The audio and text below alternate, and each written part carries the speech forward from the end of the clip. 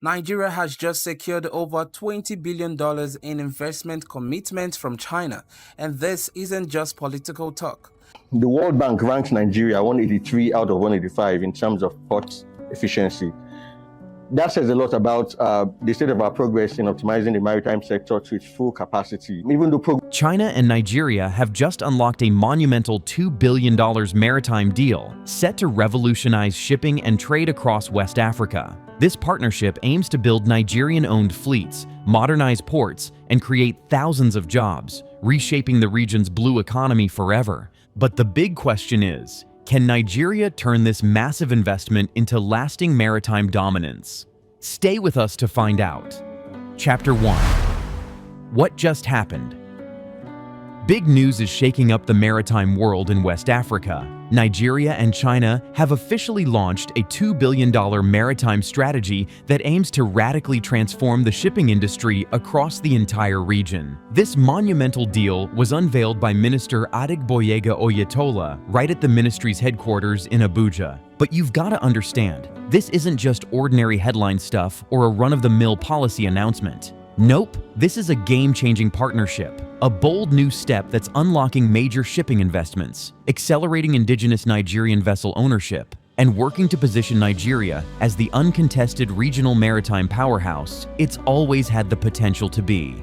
And here's the kicker. This deal is tightly woven into President Bola Ahmed Tinubu's Renewed Hope agenda, which is all about pushing Nigeria towards economic diversification, industrial growth, and finally becoming a heavy hitter on the global economic map.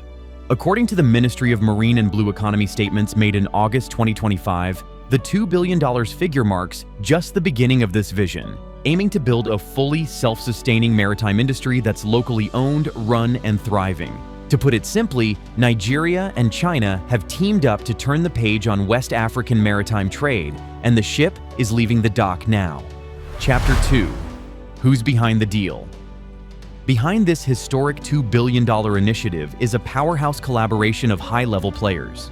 At the core is the Nigeria-China Strategic Partnership, or NCSP, a bilateral platform established to deepen infrastructure and development cooperation between Nigeria and China. This partnership is driven by commitments from both governments under Presidents Tinubu and Xi Jinping to build long-lasting economic ties beyond simple trade deals. Financing and capital mobilization come through the Global Investment Advisory Community, or GIAC, a major global financial firm. GIAC operates in Nigeria via its local investment arm, Annabelle Capital, which is responsible for managing the flow of funds and coordinating execution on the ground. Annabelle Capital's managing director has highlighted their role in ensuring these investments reach the sectors that will create the most impact.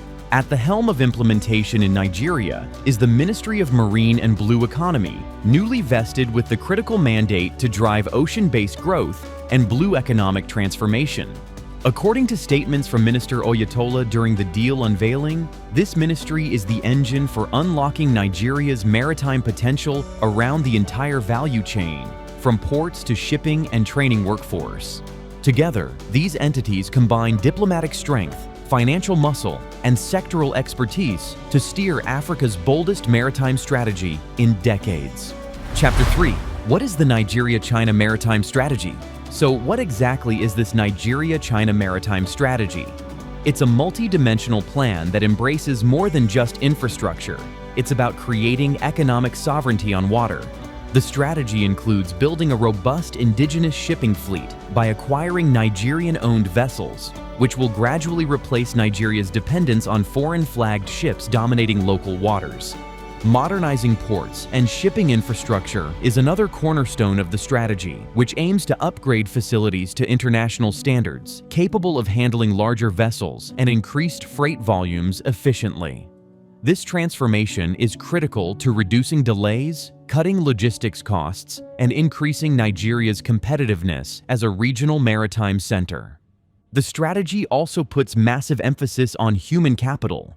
Thousands of maritime professionals are targeted for training with global certification standards, so these new Nigerian-owned fleets can be crewed and managed at world-class levels. According to Blue Economy Job Creation Forecast from August 2025, This will translate into sustainable careers for tens of thousands of Nigerians in the maritime sector over the coming years. Ultimately, the goal is to forge Nigeria into a regional maritime superpower that controls and benefits fully from its coastal and oceanic resources, reclaiming its place in West Africa's blue economy. Chapter 4. The Power of the $2 billion Investment. Let's break down the numbers behind this strategy, because the figures show just how serious this partnership is. According to official releases from the Ministry of Marine, the $2 billion is allocated as direct vessel investment, targeting the expansion of Nigeria's indigenous shipping fleet. This injection means Nigerian shipping companies will soon own and operate a bigger and more modern fleet, covering both coastal and international routes, reducing foreign dominance. But there's more. The strategy has carved out $20 billion in international freight contracts reserved solely for Nigerian operators. A game-changing guarantee that Nigerian-owned vessels will have substantial business volume to sustain their operations financially. This reserved contract pool ensures steady cash flow, protecting these operators from fierce international competition while they scale up their capacity.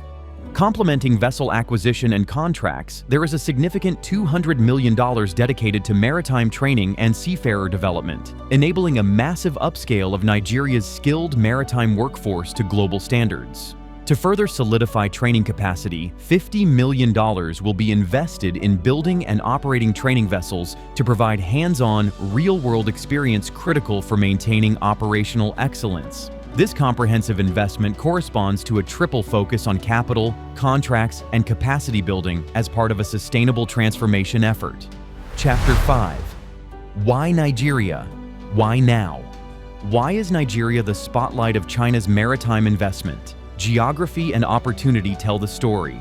Nigeria controls over 850 kilometers of coastline, making it the main gateway to West Africa's Atlantic ports.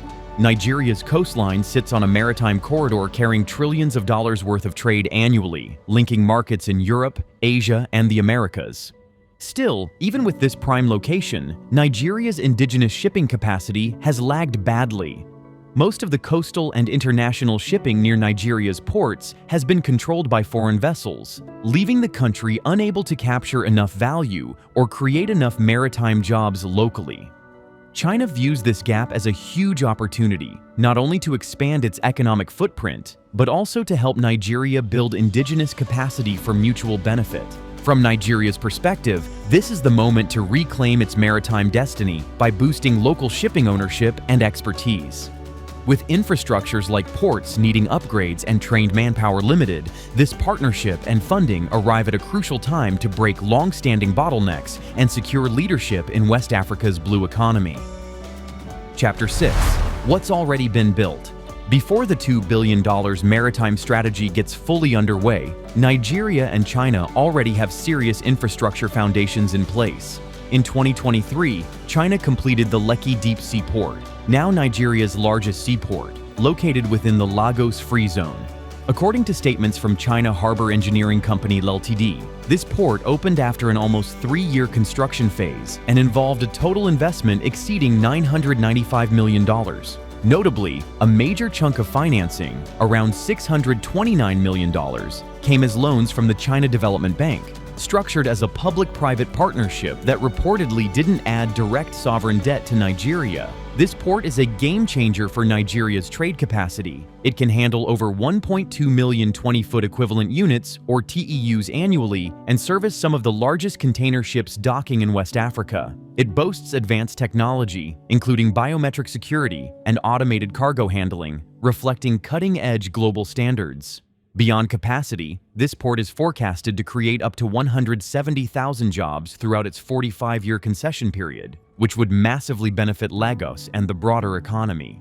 Beyond Lekki, China-funded projects like the Lagos-Ibadan Standard Gauge Railway have already started connecting major commercial hubs, easing the movement of goods and people between Lagos and inland markets, a transport upgrade backed by the Nigerian government, reports.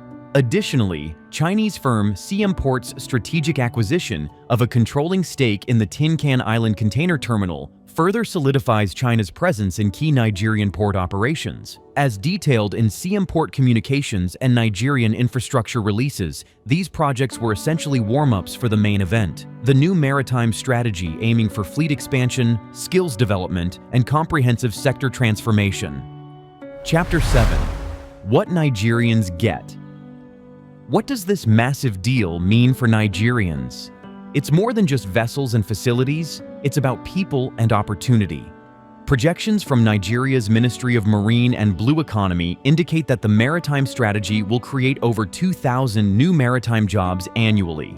These jobs are in shipbuilding, port operations, crew management, logistics, and associated maritime sectors, providing real, sustainable livelihoods. These employment opportunities could transform local economies and raise living standards. But jobs are just one aspect. The deal plans to train more than 25,000 Nigerian seafarers with international certifications over the next several years. This workforce will be trained through classroom lessons, simulations, and critically, by operating training vessels made possible through a dedicated investment of $50 million.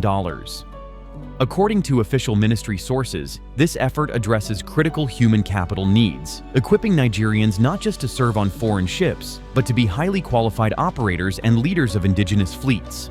Most importantly, Nigerian ownership is central to the strategy.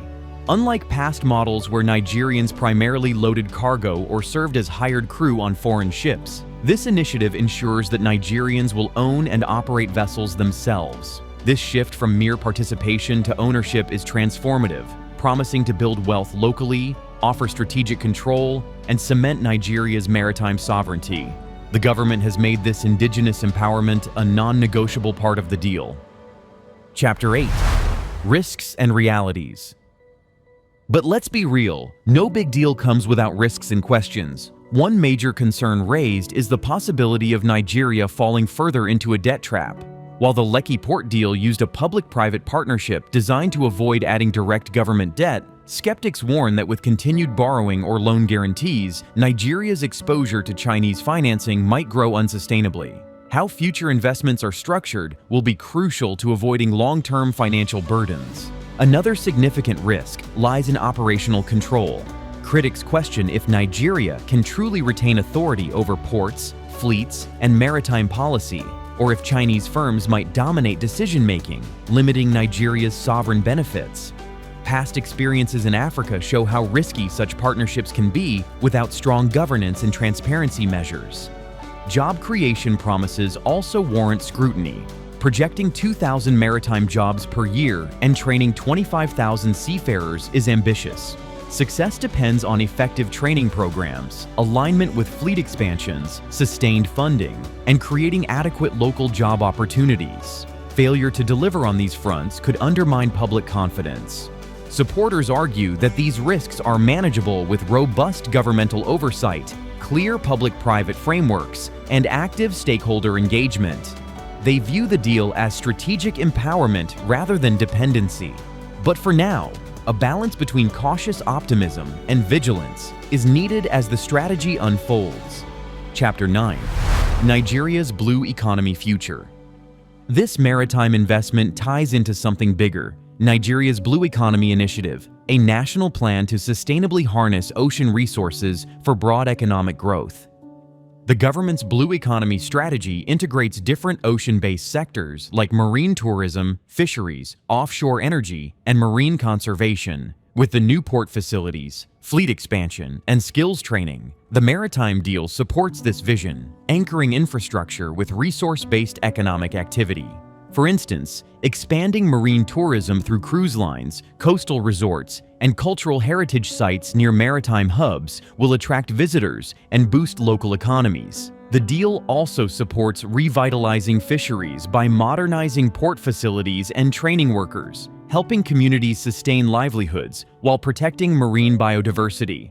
The Blue Economy vision extends beyond today's shipping focus to future offshore oil and gas development and marine logistics infrastructure. Nigerian analysts estimate this sector could generate billions of dollars annually, diversifying income streams and reducing reliance on the traditional oil sector. Thus, this maritime strategy is a national renewal driven by the sea. Chapter 10. What happens next? So, what's the timeline, and what should we watch for?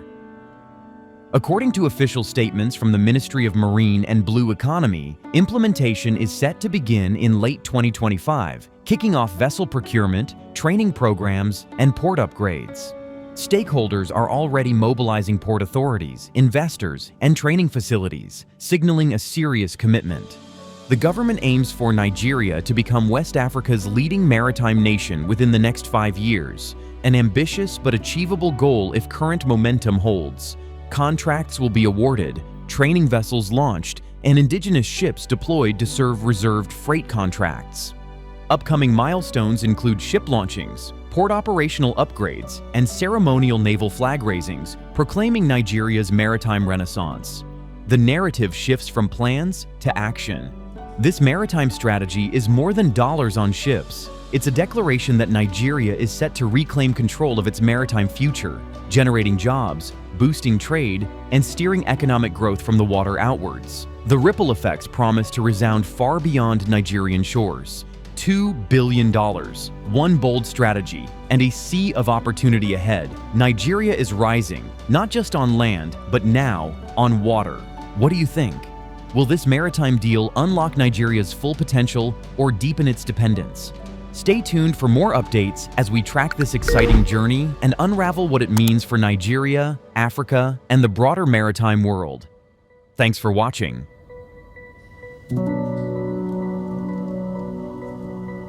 Thank you.